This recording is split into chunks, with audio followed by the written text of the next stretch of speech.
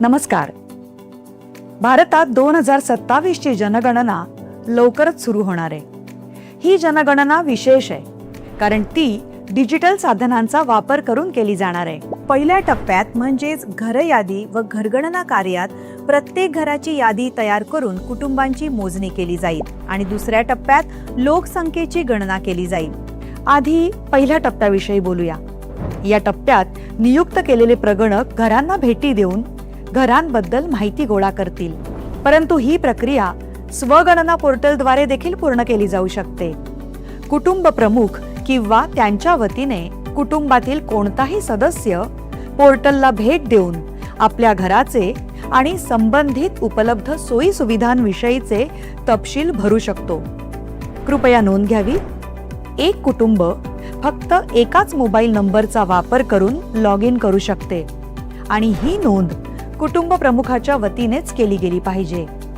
एकदा मोबाईल नंबरची स्वगणनेसाठी नोंदणी झाल्यावर तो नंबर दुसऱ्या कुटुंबासाठी वापरता येणार नाही. कुटुंब प्रमुखाचं नाव बदलता येणार नाही.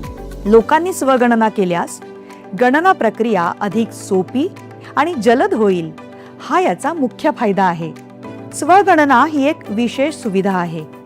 ती त्या विशिष्ट राज्यात किंवा केंद्रशासित प्रदेशात घर यादी कार्य सुरू होण्याच्या 15 दिवस आधी उपलब्ध करून दिली जाईल. HLOच्या प्रक्रियेदरम्यान प्रत्येक रहिवाशाला एकूण अधिसूचित 33 प्रश्न विचारले जातील. महाराष्ट्रातील स्वगणनेचा काळ हा 1 मे ते 15 मे आहे. तसेच HLO प्रक्रियेचा काळ हा 16 मे ते 14 जून आहे. स्वगणना पोर्टलवर तपशील कसा भरावा? सर्वप्रथम SE पोर्टल उघडा. त्यानंतर आपलं राज्य किंवा केंद्रशासित प्रदेश निवडा आणि स्क्रीनवर दिसणारा कॅप्चा भरा.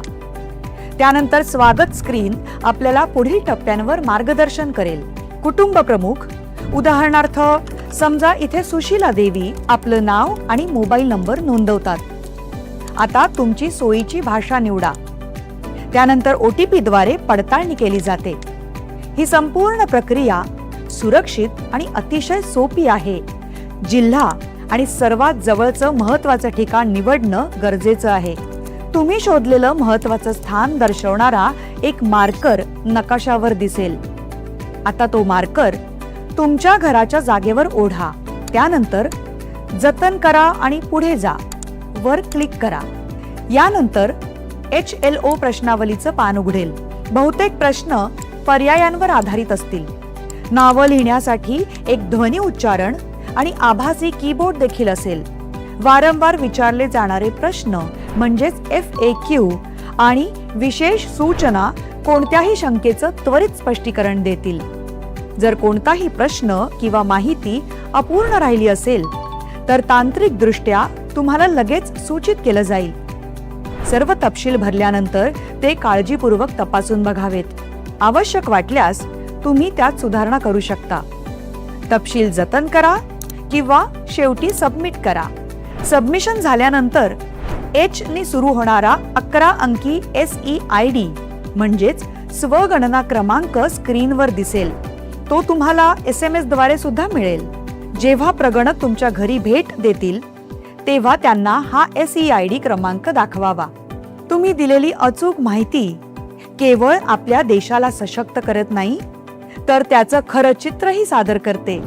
म्हणून सहभागी व्हा आणि आपलं सहकार्य द्या. आपली जनगणना, आपला विकास.